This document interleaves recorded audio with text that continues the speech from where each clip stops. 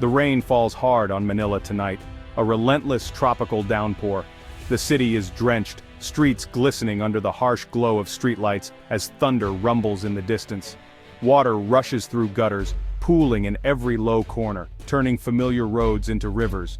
But tonight, the rain is more than just weather. It's a backdrop to something far greater. But it's not just water flooding the city, it's outrage. The storm outside mirrors the storm within, as anger and frustration surge through the hearts of Manila's people. EDSA Boulevard, the artery of the capital, is packed with thousands. The avenue, usually choked with traffic, now pulses with the energy of a people united in protest. They chant, march, and demand answers, their voices rising above the storm. The sound of their cries blends with the rain, echoing off buildings and into the night. Umbrellas and raincoats blur into a sea of protest. Colors swirl together, red, blue, yellow, each one a symbol of hope and defiance. This is not a celebration but a reckoning. Faces are set, eyes determined as the crowd stands firm against the downpour and the injustice they face. Frustration and betrayal hang in the air, but so does unity. In the midst of hardship, strangers become allies bound by a common cause. Strangers share umbrellas, food, and hope. Acts of kindness ripple through the crowd, small gestures that keep spirits high despite the cold and wet. Their signs ask, "Where is our P545 billion?" The question hangs heavy, a demand for truth that cannot be ignored. And is my future for sale? The words sting, a reminder that this fight is about more than money. It's about dignity and the right to a future. They protest not just a number, but the theft of their future. Each face in the crowd tells a story of disappointment, but also of hope for change. Office workers, elderly women, students, farmers, all walks of life are here. The diversity of the crowd is a testament to how deeply this scandal has wounded the nation. They demand accountability for a government that has failed them. Their chants grow louder, a chorus of voices refusing to be silenced or ignored. This is EDSA, where people power once toppled dictators. The memory of past victories lingers, fueling the determination of today's protesters. Tonight, that spirit is alive, rekindled by a scandal shaking the nation. Candles flicker in the rain, illuminating faces filled with resolve. These are not a mob but citizens and taxpayers, victims of a vast crime. They stand together, peaceful but unyielding, demanding justice for every peso lost. They've come to reclaim their voice and demand more than resignations. They want answers, reforms, and a future where leaders are held to account. They want fundamental change, a government that serves, not robs, its people. In the pouring rain, hope refuses to be washed away. The deluge on EDSA is not just water but the rising tide of a nation demanding to be heard. The rain on EDSA is more than just weather, it's a bitter irony that soaks the city to its bones. Every drop that falls is a reminder of what should have been prevented, a symbol of promises made and broken. The city's lifeblood, its roads and streets, are now rivers, and the people are left to wade through the consequences. The missing P545 billion was meant for flood control, to protect these very people from the misery that now surrounds them. It was supposed to build barriers against disaster, to keep families safe and dry. Instead, the money vanished, and the water rose. Instead, the city drowns in water and broken promises. Streets become canals, homes become islands, and hope seems to float away with the current. The betrayal is as deep as the floodwaters themselves. These were essential projects, seawalls, drainage, river dredging, meant to save lives, livelihoods, and dreams. Each unfinished project is a monument to neglect, a silent witness to the cost of corruption. The downpour is a wet reminder of betrayal. Every protest sign, soaked and battered, tells a story of anger and disappointment.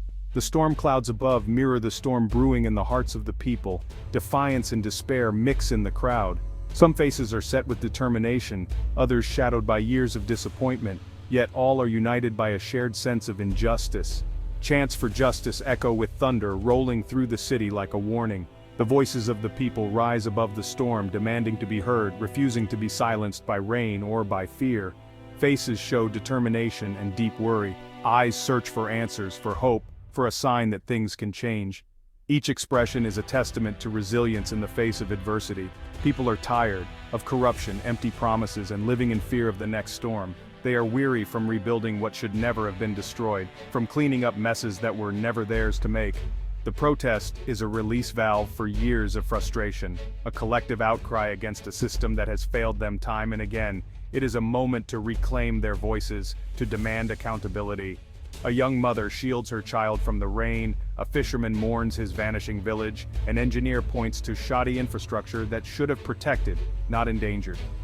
Each story is unique, but the pain is shared.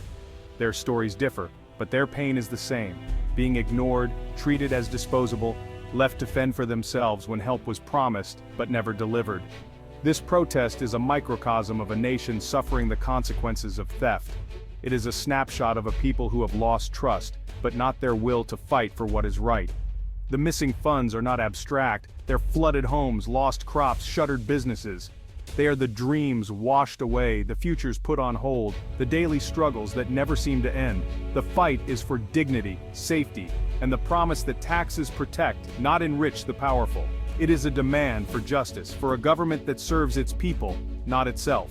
On EDSA, they demand their right to a future where rain brings life, not disaster, and where every promise made is a promise kept. How does P545 billion disappear? Through a masterclass in systemic corruption. The money was for a national flood mitigation program, meant to defend against climate disasters. Funds flowed from Treasury to agencies to contractors, but the system was rotten. Ghost projects were created, billions allocated for flood control that existed only on paper. Other projects were over-budgeted, contracts awarded to cronies, work done poorly or not at all. Kickbacks flowed back to officials. A syndicate of high-ranking officials and business figures manipulated bids, laundered money, and covered their tracks. The scale is staggering, more than the annual health or education budget, enough to build schools, hospitals, or modernize the military. Instead, it funded luxury lifestyles and political war chests. The scandal exposes a culture where public office is a license to steal. Beyond the numbers and statistics, the true cost of corruption is measured in human suffering. Every broken promise leaves a scar on real lives, and every failed project deepens the wounds of entire communities. In Samar, a seawall was promised to protect families from the rising tides, but that wall was never built. Now, with each passing storm, more of the village disappears into the sea. Homes, memories, and livelihoods are washed away, leaving only fear and uncertainty behind. Manglito stands on the edge of what used to be his neighborhood, pointing to the empty land where his house once stood. "They promised us a wall," he says, voice trembling. "We got nothing but water, and now nothing at all." His story is echoed by countless others who have lost everything. In Metro Manila, canals that should have been dredged remain choked with garbage and debris. Each rainy season brings devastating floods, sweeping away homes, businesses, and hope for a better tomorrow. Ailing Naina's small store has been destroyed by floods 3 times this year alone. "How can we get ahead when the government holds us down?" she asks, her hands raw from cleaning up the mess. For her and many others, rebuilding feels impossible. Across the country, faded signboards announce grand projects that never began, silent monuments to broken promises and corruption. These abandoned sites are daily reminders of what could have been. For families, these failures mean more than inconvenience. They mean lost schools for their children, ruined crops for their tables, and loved ones lost to preventable disease. The pain is personal, and the losses are irreplaceable. The outrage that fills the streets is fueled by these stories of hardship and betrayal. People are no longer willing to accept empty promises. The anger in Manila's city streets is a reflection of the suffering felt in distant provinces. From urban centers to rural villages, the frustration is the same.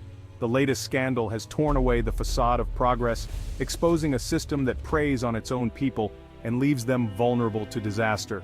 The demand for justice is about more than punishment. It's about restoring dignity, trust, and hope to those who have been let down for too long. It's about reclaiming a future where government serves and protects its citizens, not profits from their suffering. People dream of a day when leaders keep their word. This is the real price of corruption. Broken lives, shattered dreams, and a nation still waiting for the promises to be kept. The political fallout is swift and brutal. The government faces a crisis of legitimacy, public trust has evaporated, the president's approval ratings have plummeted. Cabinet resignations follow, but the public sees them as attempts to shield the powerful. The cry is not just for resignations but for arrests and real accountability. Congress launches investigations televised live, but skepticism runs deep. Filipinos have seen inquiries fizzle before, with the powerful escaping justice. The scandal exposes systemic rot, not just a few bad apples. If the government can't manage vital funds, how can it be trusted at all? The loss of faith may be the scandal's most lasting damage. As the Philippines reels from scandal, an external threat grows. Tensions with China in the West Philippine Sea escalate. Chinese vessels harass Filipino boats, challenge sovereignty. The government's focus is consumed by crisis, leaving the nation distracted and vulnerable. Beijing watches, ready to exploit division and instability. The scandal weakens the Philippines' position abroad, undermining alliances and credibility. Allies question Manila's stability. The nation must fight on two fronts: corruption within, aggression without. Inward focus risks leaving the door open to external threats. The scandal's impact reaches the military. The armed forces are left underfunded, ill-equipped to defend the nation. The stolen billions could have bought jets, ships, and radar, modernizing the military. Instead, troops face threats with outdated gear and dwindling morale. Soldiers see the news. They know the money meant for their safety was stolen. Cynicism and resentment grow, eroding trust between troops and leaders. A weakened military emboldens adversaries like China. The scandal is not just theft, it's a national security crisis. The nation is disarmed, not by lost weapons but by stolen resources. The consequences are strategic and profound. Amid crisis, a chorus of voices rises. The Catholic Church condemns corruption, urging action for truth and justice. Civic groups organize legal aid, track stolen funds, and lead protests. The business community warns that corruption threatens economic stability. Their call for transparency adds weight to the demand for change. Most hopeful, a new generation of lawmakers forms a justice bloc, pushing anti-corruption reforms and rallying youth. Their energy contrasts with old politics, offering hope. Across society, the demand for accountability grows louder. The Philippines stands at a crossroads. One path leads to deeper crisis. If the powerful remain untouchable, trust will shatter, and instability will grow. The nation risks decline, authoritarianism, and lost sovereignty. But there is another path. This crisis is a rare chance for real change. Public outrage has opened the door for reforms once thought impossible. Unity, from EDSA to boardrooms, can force radical transparency and real justice. The hope lies in the people, in the spirit of EDSA rekindled. The future depends on sustaining the demand for accountability and supporting true reformers. The choice is stark crisis or renewal. The world is watching. More importantly, Filipinos are watching, waiting, and marching for their future. The time for empty promises is over. The nation's fate will be decided by its people's resolve.